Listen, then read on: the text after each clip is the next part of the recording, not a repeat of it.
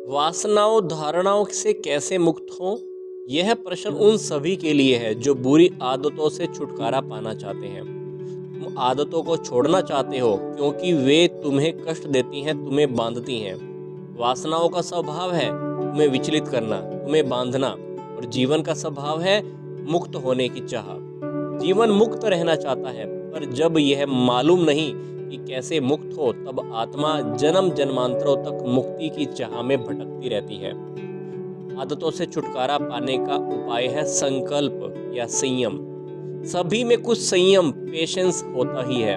जब जीवन शक्ति में दिशा होती है, तब संयम द्वारा तुम आदतों के ऊपर उठ सकते हो। जब मन बुरी आदतों की व्यर्थ चिंताओं में उलझा रहता है, तब दो बातें होती हैं। पहली बात क्या है? तुम्हारी पुरानी आदतें वापस आ जाती हैं।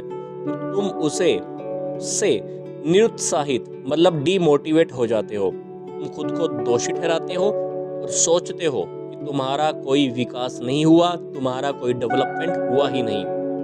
दूसरी ओर जब तुम्हारी बुरी आदतों को तुम संयम अपनाने का एक नया अवसर मानकर प्रसन्न होते हो। संयम के बिना जीवन सुखी और रोग मुक्त नहीं होगा। उदाहरण के लिए, तुम्हें पता है कि ज़्यादा आइसक्रीम खाना ठीक नहीं है, सही नहीं है। अगर ज़्यादा आइसक्रीम खाओगे तो बीमार पड़ जाओगे। संयम ऐसी गति को रोकता है। समय और स्थान को ध्यान में रखकर संकल्प लो, संकल्प करो।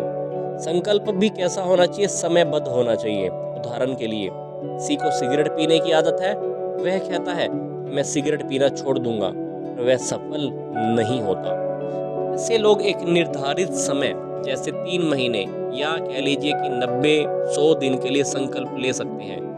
अगर किसी को गाली देने की आदत है, वो 10 दिनों तक बुरे शब्दों का प्रयोग नहीं करने का संकल्प ले सकता है। जीवन भर के लिए संकल्प मत करो, क्योंकि तुम उसे निभा नहीं पाओगे। यदि कोई संकल्प, कमिटमेंट बीच में टूट भी जाए तो चिंता मत करो, वो संकल्प फिर से शुरू करो। धीरे धीरे समय की सीमा को बढ़ाते जाओ, जब वह संकल्प वो तुम्हारा स्वभाव न बन जाए। जो भी आदतें तुम्हें परेशान करती हैं, कष्ट देती हैं, उन्हें संकल्प के द्वारा संयम में बांध लो।